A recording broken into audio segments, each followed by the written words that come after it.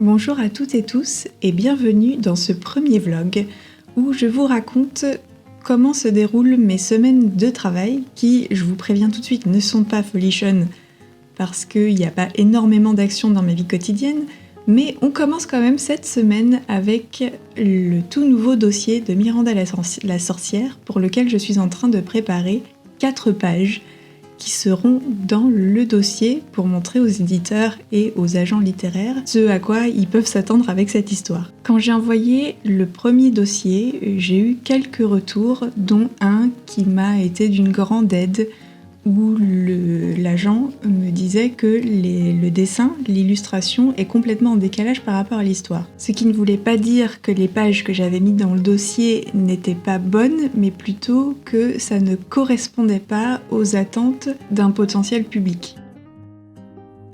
C'est vrai qu'en regardant plus tard ce que j'avais fait, ça pourrait marcher pour un public de bande dessinée française franco-belge, parce qu'il y a un côté plus illustration comme ce qu'on peut retrouver dans certaines bandes dessinées ici, mais comme je m'adressais à des agents littéraires anglophones, donc aux États-Unis et certains en Angleterre, le style ne marchait pas avec ce public-là. En regardant des romans graphiques anglophones, je me suis rendu compte du décalage et j'ai mis un petit moment à m'y mettre, mais j'ai enfin trouvé comment arriver à me faire plaisir tout en essayant de me rapprocher d'un style qui ferait plus roman graphique.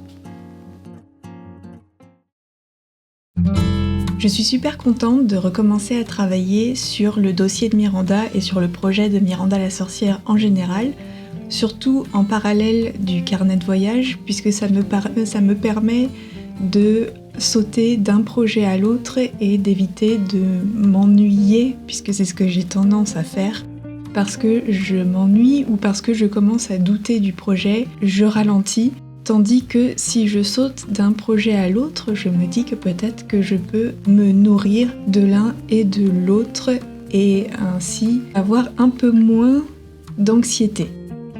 Ce qui n'est pas encore tout à fait le cas, et je vois bien que là, la pression que je me mets aussi bien sur un projet que sur l'autre s'accumule, et ça me ralentit au quotidien. Ça fait que dès le matin, à mon réveil, j'ai du mal à me mettre au travail.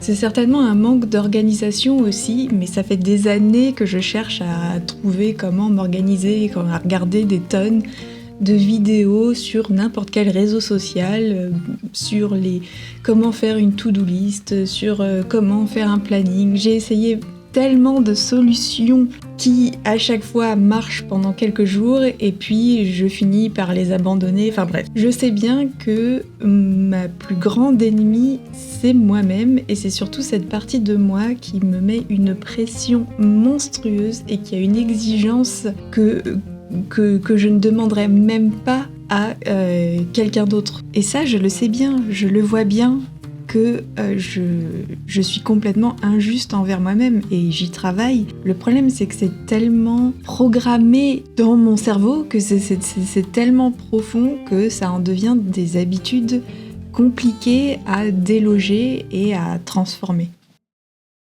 Une habitude que je suis en train de développer le plus possible, c'est d'aller travailler à la bibliothèque. J'avais déjà commencé l'année dernière en écrivant le dossier de Miranda, et c'est vrai que c'est un espace où j'arrive à me concentrer et à prendre le temps quand il s'agit d'écrire, de prendre des notes, de réfléchir sur les étapes d'un projet. Je ne me sens pas encore suffisamment confortable pour dessiner directement à la bibliothèque comme je le ferais dans un café, mais au moins ça rajoute un espace de travail qui, quand je ne me sens pas suffisamment motivée pour travailler à la maison, je peux aller à la bibliothèque ou je peux aller dans un café, ce qui me permet de structurer aussi un petit peu plus mes journées.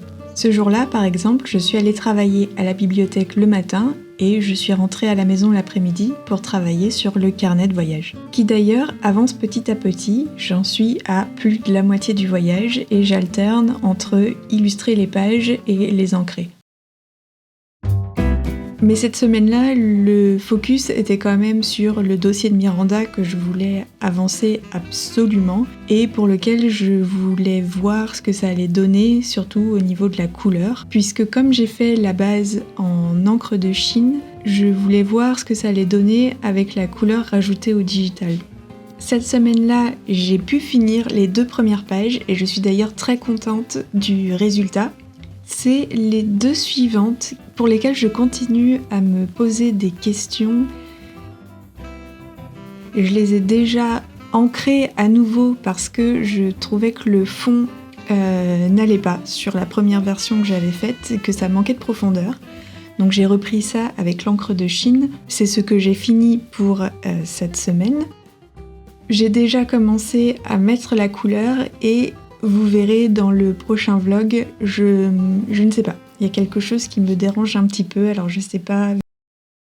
Je suis en train de réécrire l'histoire et je pense que cette scène va être tout simplement complètement réécrite et qu'elle est plus... Elle est en train d'évoluer, ce qui fait que les dessins que j'avais faits pour les webtoons ne fonctionnent plus aujourd'hui. J'aimerais bien mettre quand même 1 ou 2 scènes différentes de la première, de la scène d'introduction dans le dossier pour montrer autre chose de l'histoire. Bien sûr, je vais mettre le squelette de l'histoire dans le dossier, mais de montrer les moments différents qu'il pourrait y avoir dans la bande dessinée. Je trouve ça important à ajouter dans le dossier.